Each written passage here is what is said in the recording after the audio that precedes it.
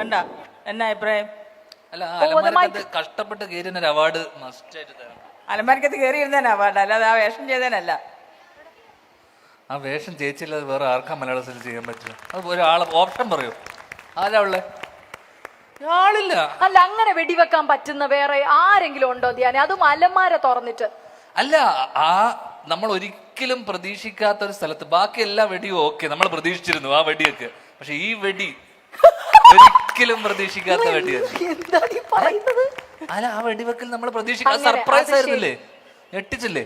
എന്റെ സംശയം എന്നറിയാമോ, അത്രയും നേരം അതിനകത്ത് എങ്ങനെ ഇരുന്നു? അത്രയും നേരം എങ്ങനെ ഇരുന്നു? പക്ഷെ അത്ര സുരക്ഷിതമായിട്ടായിരുന്നു അതിനകത്ത് ഞാൻ ഇരുന്നത്.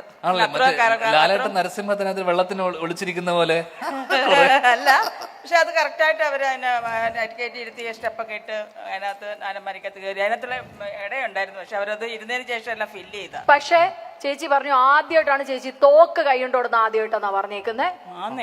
ഇതുവരെ ചേച്ചി ഒരു തോക്ക് എടുത്തിട്ടില്ല, വെടി വെച്ചിട്ടുമില്ല. വെടി വെച്ചിട്ടുമില്ല. ചേച്ചിയല്ലേ പറഞ്ഞത്? അതെ, വെടി വെച്ചിട്ടില്ല. വെച്ച വെടി കൊണ്ടല്ലോ, മനസ്സിൽ കൊണ്ടു. ഉഗ്ര സിനിമയായിരുന്നു. അപ്പൊ അതുകൊണ്ട് പക്ഷെ നമുക്ക് തോന്നിയില്ല അല്ലെ, അങ്ങനെ ഇതുവരെ വെടി വെക്കാത്ത ഒരാളാണെന്നൊന്നും തോന്നിയില്ല.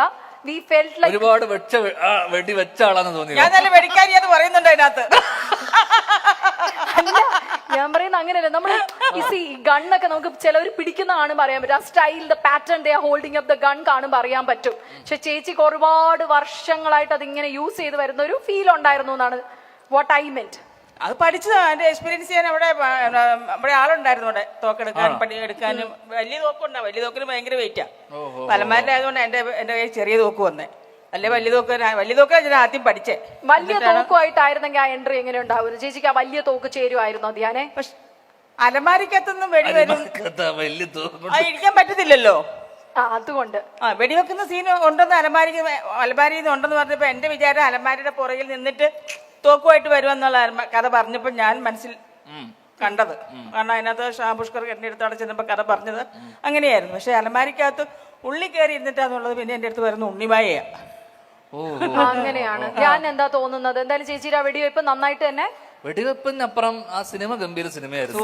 അതെ അതെ അതെ അതെ, തീർച്ചയായും. അപ്പൊ ഞങ്ങൾ ഇനി കൂടുതലായിട്ട് ജസ്റ്റ് ഫോർ ഫൺ, കാരണം എന്തും പറയാൻ ഞങ്ങൾക്ക് റൈറ്റ്സ് ഉള്ള ഒരാളാണ് പൊന്നമ്മ ചേച്ചി എന്ന് പറയുന്നത്. അതുകൊണ്ട് അതെ, ധ്യാനോടും. അതെ. അപ്പൊ ഞങ്ങൾ ഒരുമിച്ച് ഇനി അത് അനൗൺസ് ചെയ്യാൻ പോവാണ് ചേച്ചി. അപ്പൊ digital super star of the year 2024 ആരാണ്?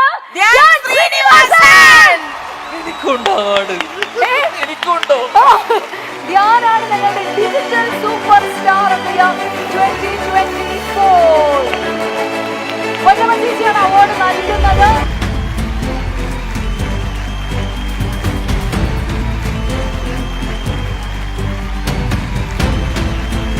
ആദ്യമായിട്ടാണ് ശരിക്കും പറഞ്ഞാൽ എത്ര സിനിമകൾ, മാക്സിമം നമ്പർ ഓഫ് സിനിമാസ് ഇപ്പൊ മലയാളത്തിൽ ചെയ്തുകൊണ്ടിരിക്കുന്ന ഒരു ആക്ടറാണ് ധ്യാൻ ശ്രീനിവാസൻ എന്ന് പറയുന്നത്. മമ്മൂക്കയുടെ 86-ലെ നമ്പർ വരെ കടത്തി വെട്ടിയാണെന്നാണ് ഇപ്പൊ ഞാൻ അറിഞ്ഞേക്കുന്നത്.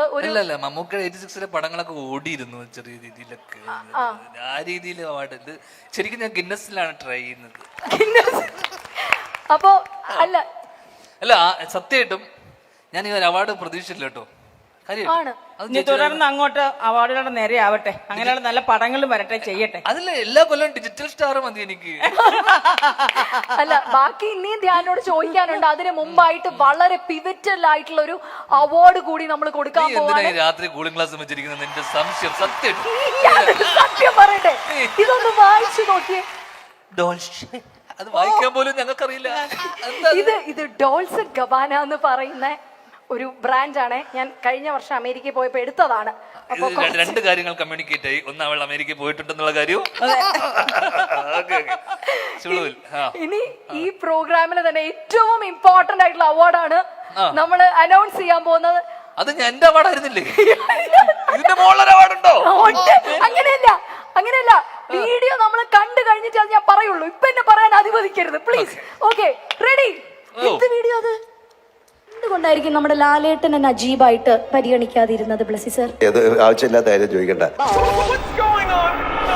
ശൂന്യാകാശത്തെ പ്രണയിച്ച ഒരു പെൺകുട്ടി. റിയാസ് ആണാണോ പെണ്ണാണോ എന്നാണ് ഇതിലിവിടെ പഠിക്കുമായിരുന്നു ശരിക്കും ക്ലാസ്സില്. കല്യാണം കഴിഞ്ഞതൊന്നും അറിയാതെ മെസ്സേജ് ചെയ്യുന്ന പെൺകുട്ടികളൊക്കെ ഉണ്ട് അർജുനെ. റോബിന് ദിൽഷനെ കല്യാണം കഴിക്കാൻ ഇഷ്ടമാണോ? ഒരാണിനെ കല്യാണം കഴിക്കുവോ ജാസ്മിൻ എപ്പോഴും? ദിൽഷ കല്യാണം കഴിക്കുകയാണെങ്കിൽ റോബിനെ കൺസിഡർ ചെയ്യോ? ഒരു പെൺകുട്ടീനെ കല്യാണം കഴിക്കോ? ബഹിരാകാശ സഞ്ചാരികളെക്കാൾ കൂടുതൽ തവണ ആകാശങ്ങളിലേക്ക് പറന്നുയരാനും വട്ടമിട്ട് പറക്കാനും ഏറെ ഇഷ്ടമാണ് ഈ പെൺകുട്ടിക്ക്. ഞങ്ങളുടെ ഈ ഏജിലുള്ള കല്യാണം കഴിക്കുന്നവരോട് സാറിന് ഒരു അഡ്വൈസ് തരാൻ പറഞ്ഞാൽ സാർ എന്തായിരിക്കും തരിക? ഇപ്പൊ എന്റെ അടുത്താണെങ്കിലും നിങ്ങളെപ്പോലുള്ള കുട്ടികളോട് കല്യാണം കഴിക്കേണ്ടതേ ഞാൻ പറയുള്ളൂ.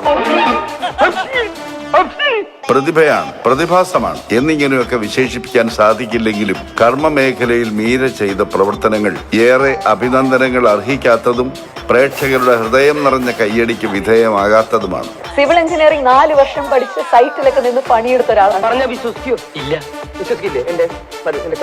ആധുനിക മനഃശാസ്ത്രത്തിലെ ലോകപ്രശസ്തമായ 3 മണ്ടത്തരങ്ങൾ മീരയുടേതാണ്. ഭ്രമർ എന്ന സിനിമയ്ക്ക് വേണ്ടി സാർ തലകുത്തി നിർത്തി അങ്ങനെ ഒരുപാട് കഷ്ടതകളിലൂടെ ലാലേട്ടനെ കടത്തിവിട്ടൊരു ഡയറക്ടർ കൂടിയാണ് ബ്ലെസ്സി സാർ എന്ന് പറയുന്നത്. സഹിക്കാൻ പറ്റണ്ടേ, ഞാനൊക്കെ മാറി കരയേ. കാലത്തെ സാക്ഷിയാക്കി കുട്ടികൾ കൊണ്ട് യൗവനത്തെ ശീലമാക്കിയ 45-ാം വയസ്സിലേക്ക് കടക്കുന്ന മീരയുടെ ജൈത്രയാത്രയ്ക്ക് എല്ലാ ഭാവുകങ്ങളും. അതോടൊപ്പം വരും വർഷങ്ങളിൽ ചൊവ്വ, ശുക്രൻ എന്നീ ഗ്രഹങ്ങൾ കൂടി മീരയ്ക്ക് കീഴടക്കാൻ സാധിക്കട്ടെ എന്ന് ആശംസിക്കുന്നു. ഓ മൈ ഗോഡ്, ഇത് ദ്രോഹമാണ് കേട്ടോ. ഇത് സത്യം എന്നോട് ഇത് പറഞ്ഞിട്ടില്ല. ഇത് പറഞ്ഞിരുന്ന ഞാൻ ഇങ്ങനെ അനൗൺസ് ചെയ്യോ ആരെങ്കിലും?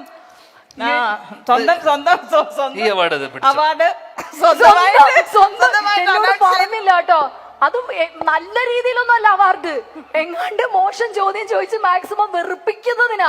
ഈ അവാർഡ് നോമിനേഷൻ പോലും ഇല്ലായിരുന്നു. വേറെ ആരും ഇത്രയും വെറുപ്പിക്കുന്നില്ല. ഇതൊരു തെറ്റാണോ?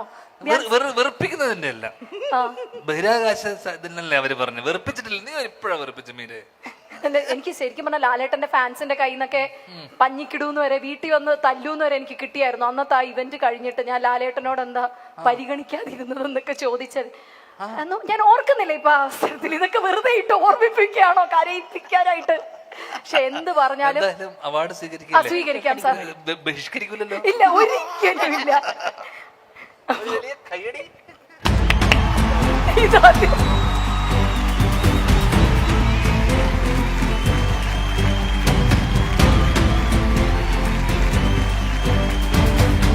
ടെലിവിഷൻ അവതാരകമാരിൽ പ്രധാനികളായ ആളാണ് മീര അനിൽ. റിയാലിറ്റി ഷോയ്ക്ക് പുറമെ മറ്റ് ഷോകളിലും അവതാരകയായി മീര എത്താറുണ്ട്.